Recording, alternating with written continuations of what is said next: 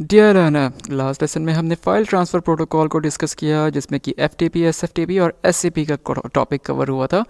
अब हम देखने जा रहे हैं जहां से हमने प्रोटोकॉल्स की शुरुआत की थी, आईपी सूट यानी कि टीसीपी वर्सेस आईपी। तो let's begin.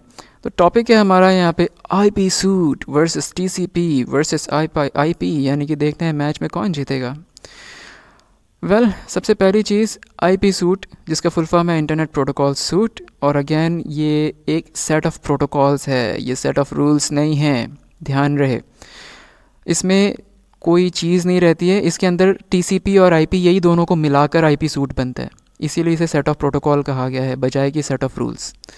I repeat, IP suit और कुछ नहीं बल्कि टीसीपी और आईपी का कॉम्बिनेशन है, और ये दोनों प्रोटोकॉल बाकी सभी प्रोटोकॉल में सबसे ज़्यादा इम्पॉर्टेंट हैं, और ये दोनों प्रोटोकॉल मिलाकर ओएसआई मॉडल का फाउंडेशन रखते हैं। बस इतना ही आईपी सूट के बारे में।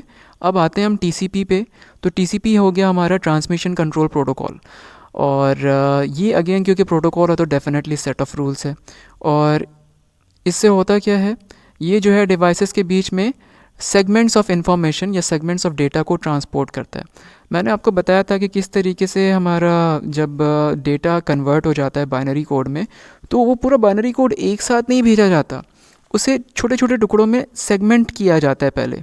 इससे फ़ायदा ये है, देखो, अगर मान लो हमारा जो भी डेटा है 99% पहुंच गया और इंटरनेट कनेक्शन इंटरप्ट हो गया, नेट चला गया, तो फाइल तो कैंसिल हो गई, पहुंची नहीं ना। अब फिर से जब नेट कनेक्शन एस्टेब्लिश होगा तो आप फिर 1% से भेजना शुरू करेंगे, ये तो गड़बड़ हो जाएगी। इसलिए क्या हुआ कि जो भी डेटा भेजना होता है उसको पहले सेगमेंट्स में टुकड़े टुकड़े कर लेते हैं। अब जब वो बट गए हैं तो उसके बाद जितना मतलब 99% आपने भेज दिया, 99 पैकेट्स आपने सेगमेंट्स आपने भेज दिया, तो उसके बाद नेट कनेक्शन चला गया, तो वो 99% तो सेगमेंट्स पहुंच चुके हैं ना, अब 1% बचा है। अब फिर से जब नेटवर्क आ जाएगा उसके बाद वो सिर्फ 1% वाला डेटा भेज दो। तो ये बहुत बड़ा फ़ायदा होता है सेगमेंट का। और T4 हमने ये भी कहा था, T4 TCP होता है, T4 ट्रांसपोर्ट होता है। तो TCP जो है एप्लीकेशन लेयर में नहीं, ट्रांसपोर्ट लेयर में काम करता है।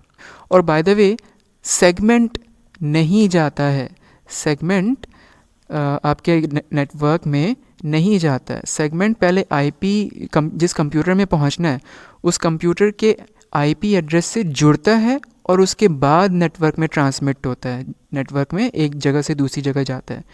और ये सेगमेंट जब जहाँ जाना है उस कंप्यूटर के आईपी एड्रेस से जुड़ जाता है, उसके बाद वो कहलाता है पैकेट्स। ठीक है, उसके बाद वो कहलाता है पैकेट्स, और फिर पैकेट्स स्टार्ट होते हैं आपके कंप्यूटर से निकलकर दूसरे कंप्यूटर में पहुंचना, यानी नेटवर्क में ट्रांसमिट होना स्टार्ट करते हैं। तो ये आईपी क्या हो गया, अब आईपी हो गया इंटरनेट प्रोटोकॉल। और अगेन प्रोटोकॉल है तो सेट ऑफ रूल्स।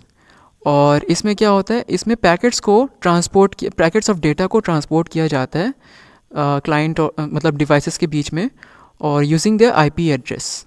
ठीक है, ये इंपॉर्टेंट है, ये इंपॉर्टेंट डिफरेंस है टीसीपी और आईपी के बीच में। एक तो ये सेगमेंट और पैकेट्स का टर्मिनोलॉजीज हो गया, और दूसरा आईपी एड्रेस कहाँ पे यूज़ होता है, इंटरनेट प्रोटोकॉल में यूज़ होता है। फिर एक और चीज़ है, ये कौन से लेयर में काम करता है, तो जैसा बताया गया था आई फॉर इंडिया, और आई से आईपी हो गया, और आई के बाद इंडिया में जो एन आता है, एन फॉर नेटवर्क हो गया, नेटवर्क लेयर। आईपी यानी कि इंटरनेट प्रोटोकॉल नेटवर्क लेयर में काम करता है। That's all for this lesson. DFTBA.